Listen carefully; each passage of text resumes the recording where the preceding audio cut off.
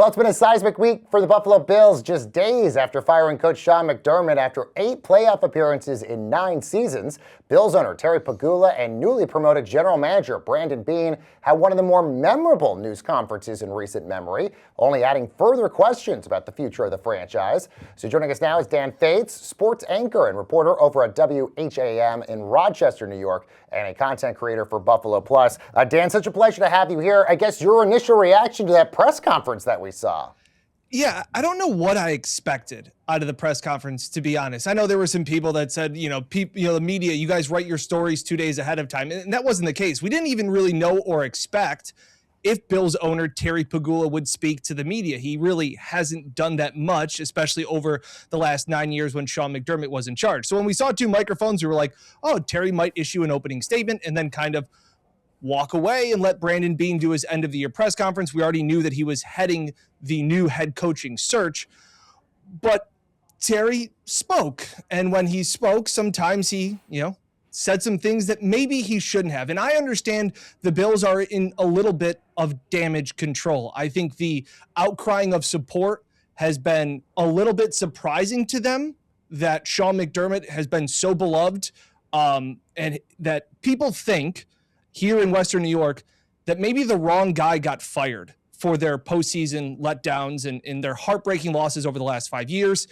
And it just kind of seemed to be confusing as to where the direction really is of this team and who's taking fault for that blame. Well, I think you bring up a great point because, correct me if I'm wrong, both Sean McDermott and Brandon Beane started at the same time in 2017. So how is one getting promoted and one getting fired? And I guess I would add to that, was Sean McDermott always on the hot seat? I never thought he was on the hot seat. And so that's where it's funny. I'm on the sidelines a lot shooting the games for 13 WHAM ABC here in Rochester. And I didn't even film Sean McDermott walking off the field in Denver because I didn't think that would be his last time walking off the field. And when I would go on, podcasts and we would talk about it on the Buffalo Plus YouTube channel, we said it was a 0.001% chance that Sean McDermott was coaching for his job, as we heard when we went to Jacksonville and again when we went to Denver. So that was very confusing. And my coworker, Jenna Cottrell, who's also Buffalo Plus here, asked Terry Pegula straight up that question on Wednesday and pretty much said, Sean and Brandon have been so linked to the success and the stability in Buffalo and all of their playoff appearances. How does one get the blame and the other get a promotion? And I think that is where I'm still struggling to wrap my head around. There really were 3 options. You keep both of them, you fire both of them. I never thought one was going to get a promotion when the other one was getting fired because, look, in all honesty, this Bills roster, I understand. It felt like this season, you couldn't talk about the Bills in the postseason and Josh Allen without being like, oh, by the way, do you know that Lamar and Patrick Mahomes and Joe Burrow aren't in the playoffs? This is their easiest route. And I kept pushing back saying, yeah, but this is the worst team the Bills have had in 5 years. The roster is extremely flawed, decimated by injuries.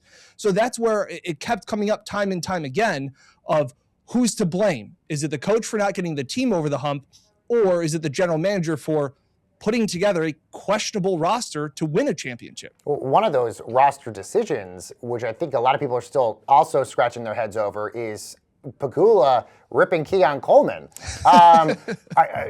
Obviously it sounds like Pegula made it sound like that was a Sean McDermott selection here, but what do you make of that? And I guess, what does that mean for Keon Coleman on this team? Yeah, Keon Coleman's been a lightning rod ever since he came to Buffalo. We know his introductory press conference, the coat, the cookies, all of those kind of things. But that draft specifically is always kind of marred with the trade the Bills made with the Chiefs, their rival, their team that they are always constantly talking about. So they ended up moving down. The Chiefs took Xavier Worthy in that draft. And there was, anytime Keon this training camp had a good day, the Bills made sure that everybody knew about it. Like, they wanted Keon to succeed time and time again in this second year because he was trending in the right direction his rookie year, then had an injury, and in the postgame, or in the end of the season press conference, Brandon Beane and Sean McDermott both said they were disappointed with the way that he tried to overcome the adversity of the injury and they needed to see more out of him. They didn't really add any wide receivers this offseason. In fact, they lost Amari Cooper to free agency. They didn't re-sign him. And they lost Matt Collins to the division eventual winner in the New England Patriots. So they were kind of banking on Keon being this guy. And then all of a sudden it's coming out that he's late to meetings. He was a healthy scratch for 4 games this season. And the question that was asked is something that's been asked a lot about this team this season was, are the wide receivers good enough? And we've been saying, and I've been saying it, I think the Bills have had a bottom 5 wide receiver room in the NFL. That's how poorly I think of it. And in the year 2025, it's crazy to think that your reigning MVP quarterback is throwing to Elijah Moore and Curtis Samuel and these guys that just really aren't NFL high-level wide receivers. So that question was posed to Brandon Beane, and before Beane can open his mouth, Terry Pegula says, "May I interrupt?" And everybody kind of went like, what? And he goes and says, Beane didn't want to draft Keon Coleman there. He was pushed by the coaching staff. Not saying that Brandon wouldn't have taken him, but he wouldn't have taken him there. He was just being a team player. And I understand the sentiment of that press conference. You know what it's like after a guy gets fired or moves on. You start to hear the stories that come out. Terry was trying to make a point that don't blame Keon's failures on Beane, and I just don't know if it hit the right note. We'll talk about some potential names here in a moment, but I guess now that the position is open for the head coaching role, does having an outspoken owner like Terry Pegula impact this coaching search in a positive or negative way? I mean, obviously, he's different, obviously, than, say, a Jerry Jones, but having an owner like him obviously impacts who the Cowboys end up hiring. Yeah, Terry Pegula doesn't talk much. He's also the owner of the Buffalo Sabres. They have been a floundering franchise over their last 14 years, and before that, when Pegula kind of took them over, all of those kind of things. I was saying as soon as Sean McDermott was fired and we had heard that Brandon Beane was promoted, and instantly people think that's the number one job that a future head coach would want because you have Josh Allen, and you do. And look, there's only 32 jobs in the entire world to coach an NFL team. But, and this is kind of a big but, you are now seeing a potential coaches coming in saying, okay, the GM that put together a roster that out of his last 56 draft picks has drafted 2 Pro Bowlers. I now directly answer to him, and he got a promotion after the previous guy who went 98-50 in 9 years just got fired. And the expectations are massive. This isn't like when Ben Johnson took over in Chicago, where I said if he won 8 games, the city of Chicago would throw a parade for him. The expectations are what Sean McDermott left at. He took them from a, please, Sean, can you get us to the playoffs? We haven't been there in 14 years. And he has now moved the goalposts and raised the bar to being now, you better make a Super Bowl, and you better make it quickly, because we've had a guy that has gotten us close. The next guy has to get us over that. So I have concerns, and we just saw the power structure. And look, it's professional sports. There's always going to be power dynamics, but you saw what happened with John Harbaugh and the Giants. Harbaugh, the holdup apparently was, I don't want to answer to the GM, Joe Schoen. I want to answer to the owner. And back in Buffalo, before this, up until 3 or 4 days ago, Sean McDermott and Brandon Beane both answered independently to the owner, Terry Pegula. Well, now it's going to be Terry, Brandon Beane, and whoever's hired next.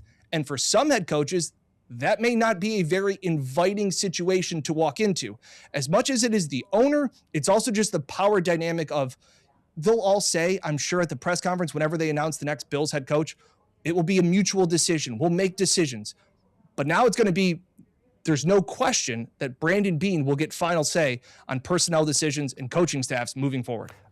Obviously, the goal is to get farther than the Bills went this last year. And as you said, Sean McDermott had a great run, 8 playoff appearances in 9 seasons. But I guess you would only get rid of the coach if you felt like something better was out there. I guess if there's a Ravens job and a Steelers job out there, is there somebody out there that's better for the Bills? I'm not sure. And I was just talking to my buddy about it, and the fact of you're looking at, everybody seems to think they will go offensive-minded because Sean McDermott was more defensive-minded coach, although he was a very aggressive coach, analytics-driven. Like, he was one of the more aggressive guys, and kind of pushed away from that defensive conservative narrative. But this also isn't a great crop of head coaching candidates, especially on the offense. There's much better defensive options out there right now than there is offensive. So, look, Davis Webb will be a name that you will hear a lot about. Obviously, he's the offensive coordinator in Denver. He spent 3-4 years here as Josh Allen's backup. And he, from what we were told, he ran the quarterback room meetings 3 times a week. And then he went to the Giants along with Brian Daboll when Daboll left as the offensive coordinator to go to New York. So you'll hear those names. And you'll hear Clint Kubiak, who's maybe the only one that I can be kind of sure. I don't think he's Ben Johnson-like, but at least he's calling plays. Some of these other guys, like Davis Webb has never called plays. Grant Ubinski has never called plays. Like their head coaches call the plays. They're just the offensive coordinator. So those are concerns. I have been on the record several times. I respect Brian Daboll more than certain members of my family. I loved when he was here in Buffalo. What he did for Josh Allen, I think, is massive. He's going to be a name you're going to hear, but we'll have to wait and see because they're bringing in a lot of guys, and they said it's going to be an open search. Young, old, head coaching experience, no head coaching experience. They're going to look everywhere. Okay, so you mentioned Daboll. I mean, that's obviously the name everybody goes to, especially given his ties to Josh Allen, Western New York ties as well. Is Daboll the front runner? And also, if Daboll is selected, is that really to appease Josh Allen at the end of the day? Well, I think no matter what, you're going to want to try and appease Josh Allen. He is your franchise, a guy that's worth $250 million to this team and has been the face of this franchise and arguably the league. I think no matter what you have to do, Josh has to be on board or at least sign off on it. Now, Terry Pegula, I want to make this clear too, said Josh had no input on the firing of Sean McDermott, but he will have a say in where they go moving forward. So you're going to want to appease Josh Allen, and if you're getting rid of the culture that is Sean McDermott, that is what his bread and butter is. It is culture. It's like Mike Tomlin, things like that. I think you want to go offensive minded. My fear is that Davis Webb and him are too close of friends that you don't want your buddy to be running the business with you. That kind of thing.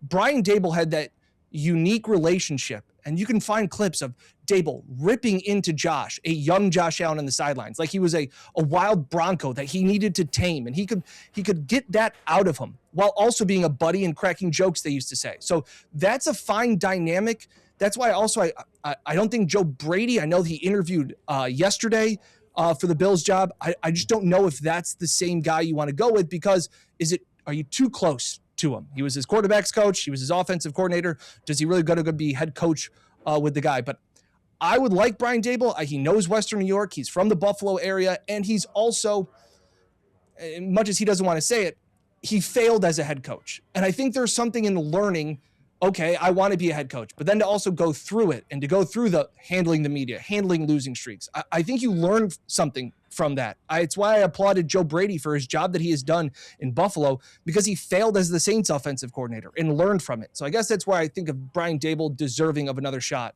And if that is in Buffalo, that'd be great. Going to be fascinating to see what happens, but tons of drama in Buffalo. Dan Faith, sports anchor and reporter over at WHAM in Rochester and content creator over at Buffalo Plus. Dan, thank you so much for joining us. Thanks so much for having me, guys. And stay with Front Office Sports for more on the business and culture of sports.